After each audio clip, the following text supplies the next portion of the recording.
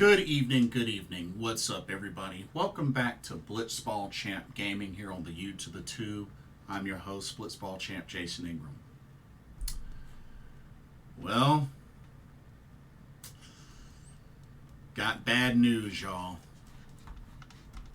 Check it out. Yep. E3, the Electronic Entertainment Expo, has permanently come to an end. And as you can see right here, from the ESA, the Entertainment Software Association, after more than 2 decades of E3, each one bigger than the last, the time has come to say goodbye. Thanks for the memories. Good games, well played. Yeah, E3 is dead, y'all. Sucks, because this was on my bucket list and I came this close twice to going. Yeah, came so close in 2020, came so close this year. But looks like I'm going to have to disqualify that from my bucket list. But yeah, E3 has died.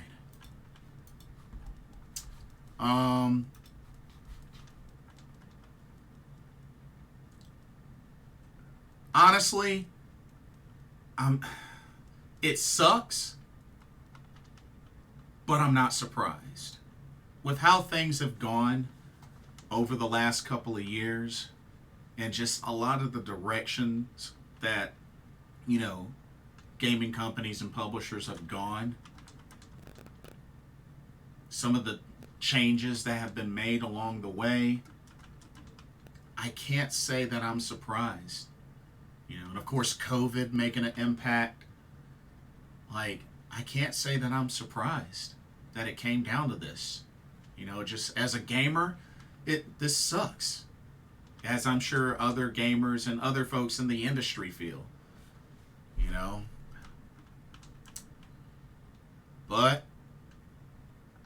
they've tried to revive it, after R.I.P came in, and, the same folks that did PAX, and just, they were not able to revive it. I was looking at this article here on GameSpot.com, which I'll link in the description. But yeah,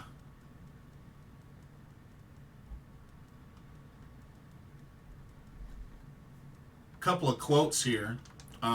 There's one quote here from the ESA president and CEO Stanley Pierre Louis, says, after more than 2 decades of hosting an event that has served as a central showcase for the U.S. and global video game industry, the Entertainment Software Association, the ESA, has decided to bring E3 to a close. We know the entire industry, players and creators alike, have a lot of passion for E3.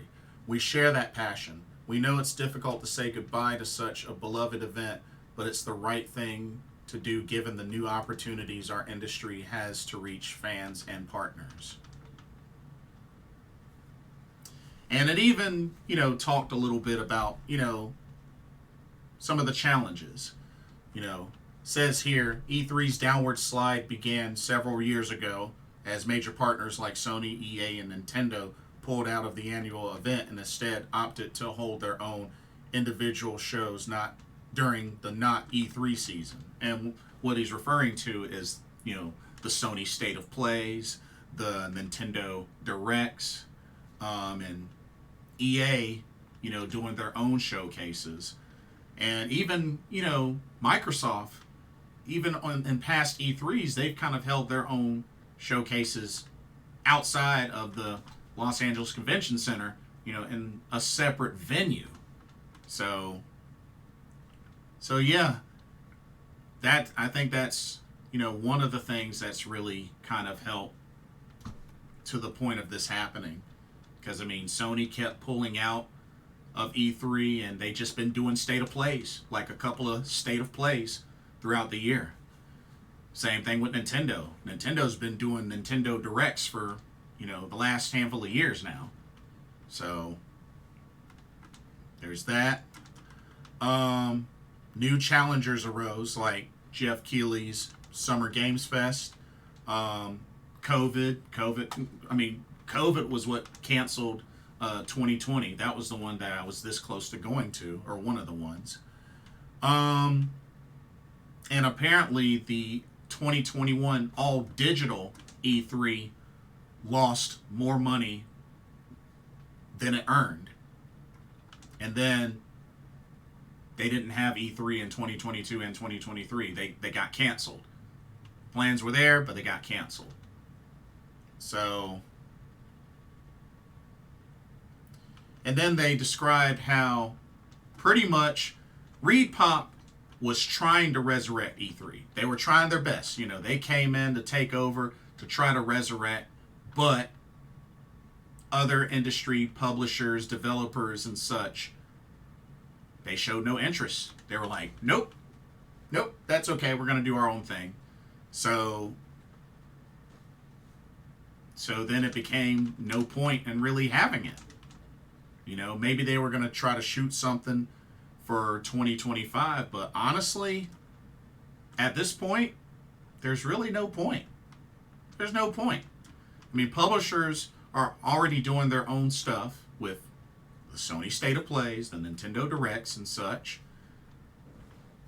And then you got these other events that still, really do that, with the PAX, GDC, for fighting games, EVO, they do, some trailers at EVO. You still got Gamescom, you still got Tokyo Game Show, you got the Summer Games Fest, and now, the Game Awards. You could say the Game Awards has been added to that. So, realistically, there's plenty out there online to really showcase what each of these publishers and such are working on. You know what I mean? So it just sucks that E3 had to take the hit for this. It really does. And many may also argue that the fact that when this became open to the public might have also kind of helped in its downfall, which I can understand. I know growing up, because let's see, E3, the first E3 I believe was 1995? 94 or 95? I think it was 95. But I was in middle school. And at that time, I only heard about E3 just through reading video game magazines, until I, got older and going into high school and afterwards discovered, Tech TV, G4, with the X-Play and stuff like that, where they started doing live coverage of E3. That was when I was finally able to, see E3, through X-Play and those different shows and different places covering E3. Which, X-Play, they did the same for Tokyo Game Show as well. And that's how I learned about Tokyo Game Show. So, but I think back then when E3 was a trade event, just industry partners only attended, not open to the public, I think it got more gamers, folks in the industry and just, outside of the industry, just, fans. I think it got gamers a lot more hyped and pumped. It gave them something to look forward to when it was like that. And after they made it open to the public, that has its benefits to it. That has its benefits, but, maybe that kind of amplified and kind of making it worse when it became open to the public. I can see that argument. I can understand that argument. But me personally, I just feel like with all the other type of shows and what the other industries have done with the the state of plays, Nintendo Directs, Gamescom, the summer game fests, the the Game Awards, Tokyo Game Show, with all these other events and publishers, companies doing their own showcases. I mean, it's really at the point where, just E3, there's no point. There's no point. And I hate to say that because, like I said, E3 was on my bucket list. And I have friends that have attended E3s before. Not just one, but multiple. So, it sucks. It really, really sucks. But, like I said, I'm not surprised that E3 has come to an end. So, maybe the Summer Games Fest might be the replacement. Maybe the Game Awards, but Game Awards, maybe not so much, but maybe Summer Games Fest might end up replacing that or being like the new age E3. But it's a rough hit to the industry. It's a rough hit to the gaming industry because E3 was such a well-known, very well-celebrated event when it came to what new games are coming out, what are companies working on, what new technology is in the mix, you know what I mean? So, and now that's coming to an end with this particular event. So, that's really all I can say. I mean, it sucks that it's come to this, but can't say that I'm surprised. But that's all I have for this video.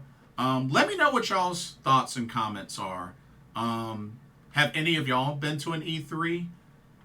Let me know about what your experiences are. Did you enjoy E3? What are your overall thoughts of E3 over the years? Do you think E3 was great, bad? Why do you feel it came to this? Are you surprised that E3 has ended? How are you feeling about it? Let me know your thoughts. Don't forget to check out the link to Game Beauty as well in the description. Check out for some nice video game themed cosmetic products. And yeah, don't forget to use the promo code for 10% off of your order. Definitely check that out. But yeah, like, comment, subscribe, hit that notification bell. Thank you so much for watching. Hope you enjoyed the video. For more Blitzball Champ gaming here on the U to the Tube, be sure to check me out. I'm Blitzball Champ Jason Ingram. Hope everybody has a blessed evening. We'll see you all in the next video. Peace out.